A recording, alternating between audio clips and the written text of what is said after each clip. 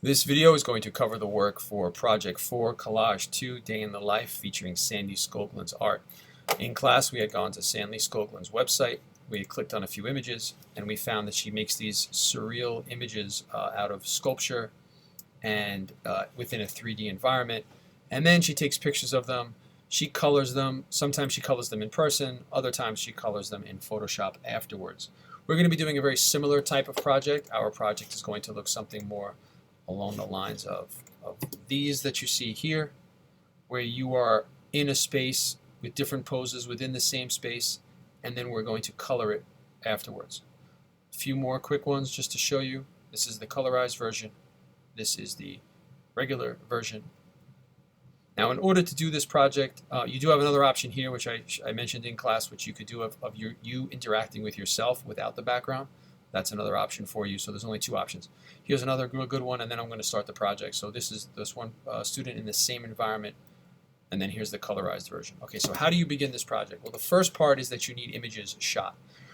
The first image that you're going to shoot is going to be just the room itself, whatever the room is. Could be inside your home, could be any room, doesn't matter. It could also be outside. Hold the camera in one spot, take the first shot, and then do not move the camera. Have someone go into the space, pose somewhere within that space, and take a second picture. But again, do not move the camera. Then you take a third picture. Again, move the person in the pose. They move somewhere in the environment. They change their pose, right? You take another shot, and then you continue again. And again. Same step over and over, but you never move the camera. The only thing that moves is the person and the pose that they're making. All right, so after you take your 10 shots of that, you should be able to take these and put them into your Google Drive from your phone, or send them to yourself in some way. You can email them to yourself if you want to. All right, then once you get them, so I have mine here in this folder you can see in blue. What I'm going to do is I'm going to go into Photopea.com. So remember, you're going to Photopea.com. From there, I'm going to go to File at the top of my screen, down to New. Once the new document window pops up, we're going to make sure that the name of this says Sandy Skoglund Collage, and then you can put your name at the end of it. So if your name is Eric, you put in Eric or George, okay? Then the width. I'm doing a room that's horizontal, so I'm going to do 11 inches. Make sure it's IN for inches. And a height of 8.5. A DPI I'm doing of 300. A white background. And then I'm going to hit Create. If yours is vertical, you could just flip these using this little flip button like this. All right, but I'm going to keep it like this. 11 for the width, 8.5 for the height, 300 DPI, and white background, and I'm going to then click Create. So I have my new white document up on my screen. The next step that you're going to do is I'm just going to kind of slide this over. Go to my photos, go to the first photo, which should be the one of just the room by itself with nobody in it. I'm going to take it, drag it, hold Shift, and drop it right onto my page. This could take a few moments depending on the size of the image that you drag in.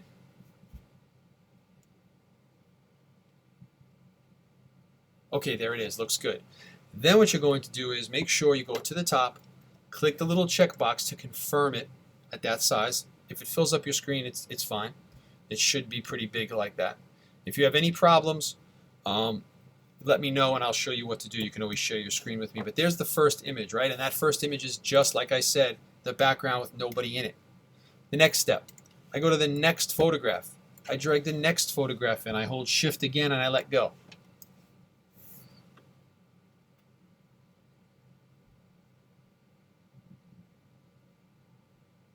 Okay, looks good. Now, what I'm going to do now is hit that checkbox to OK it from up top, right there, that checkbox. But then I'm going to go over to the layer. You're going to have to do this for every layer that you bring in. Is you're going to right click on that layer and you're going to rasterize. Right? And I could rename this layer, you know, this one is figure 1. This one was just the room, And the background we can leave white for now. That's just by itself. That's fine. This one too, I'm also going to right-click and rasterize. Any image you bring in, make sure you right-click and rasterize.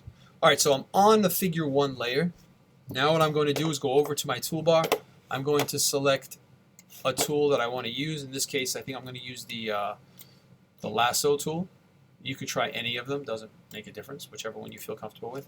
And make sure you have either this replace button or this unite button selected. All right, I'm going to use unite because I'm going to add a bunch of pieces, and then I'm going to zoom into my project like this, go over to the picture of me, and I'm going to start selecting like this.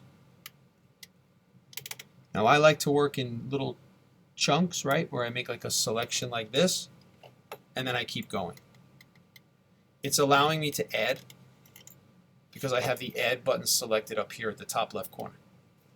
All right, so I'm going to continue and do it as fast as I can for the purpose of the tutorial, not to take up too much time. All right, and if I mess up, like here, I already messed up a little bit, you zoom into it and you take a look. You got to see close up. You can see the mistakes I made, right?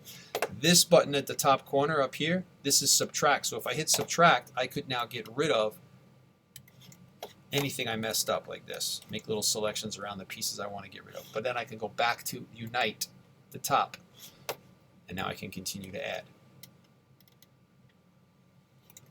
All right.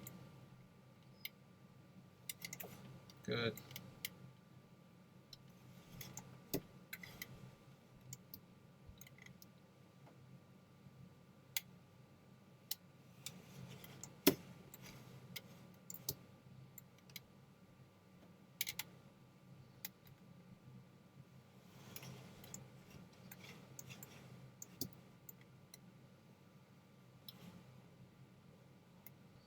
When you get to the fingers, just be careful, make sure you get the fingers as clean as you can. We could always adjust and fix these later. I'm doing it quickly now just to show. Sometimes when you're this close up, it gets hard to see things sometimes, so I do often back off like this.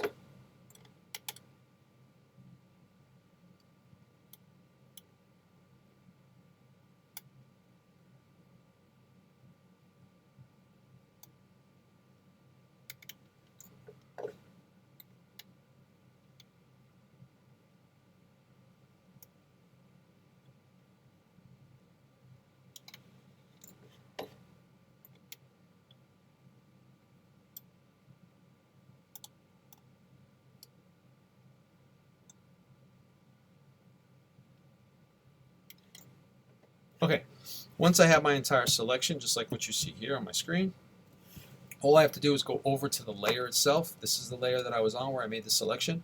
I go down to the bottom and I click on this button here. This is the raster layer mask. This one right here looks like a rectangle with a circle in the middle. I click it one time. After I click it once, you can see on the layer itself here it added a chain and then a black layer mask box where everything is blacked out except for what I selected. That little white area is what I selected, and you can see now you see me, right? If I took off the bottom layer here, see, it looks like just me sitting by myself, but when I turn it back on, now I have a background behind me. So I'm going to repeat the same steps again, right? I go back over to my images, drag my next image in, remember to hold shift, drag and drop.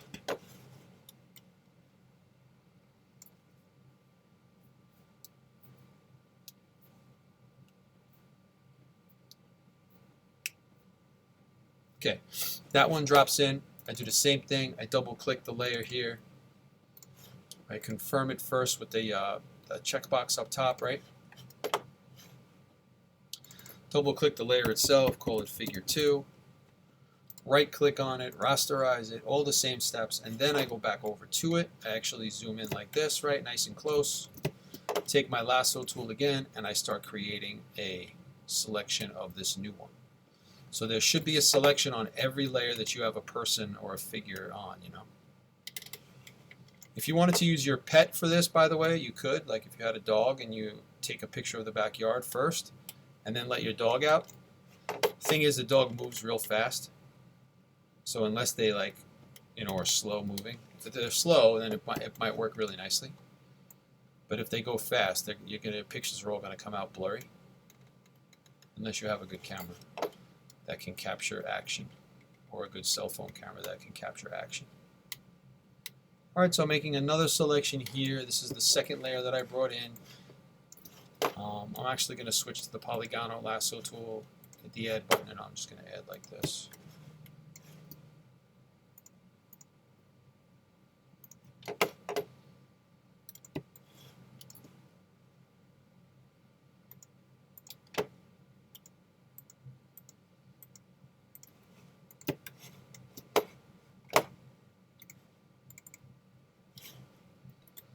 So you can switch back between any lasso tools that you want in order to make this thing work well for yourself.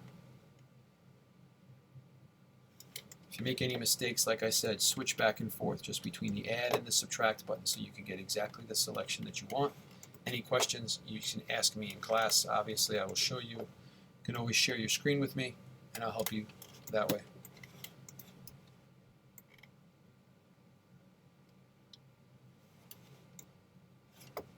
Alright, almost done here.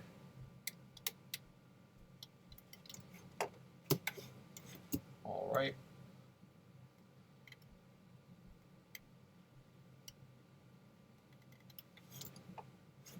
Alright, and then at the bottom of this, I did have my shoes here at the bottom. So I'm adding that piece as well.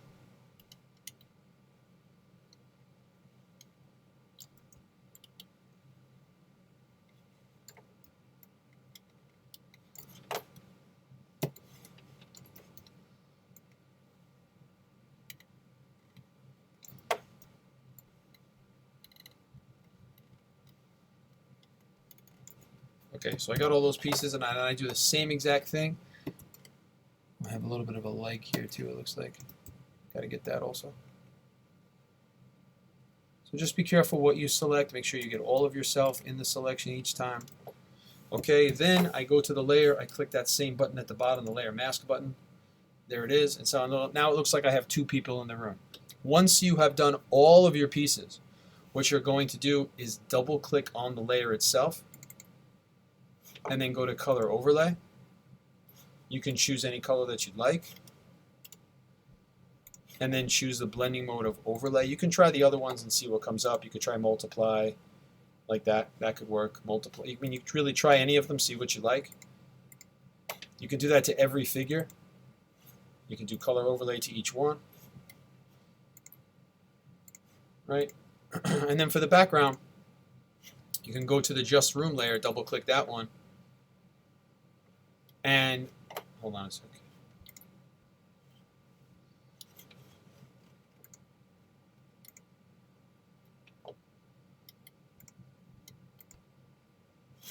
Then you can go,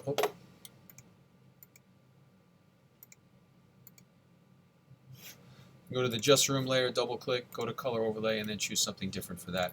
You know, not red, maybe something contrasting like green or something. All right, and you can see what happens here. And then at that point, you're going to save and talk to me in class about first saving as a PSD file and then exporting once you're finished as a JPEG file. You're going to do both the color version and the regular version. So you'll have a regular one that kind of looks like this, and then you'll have a colorized one that looks like this. All right, that's it.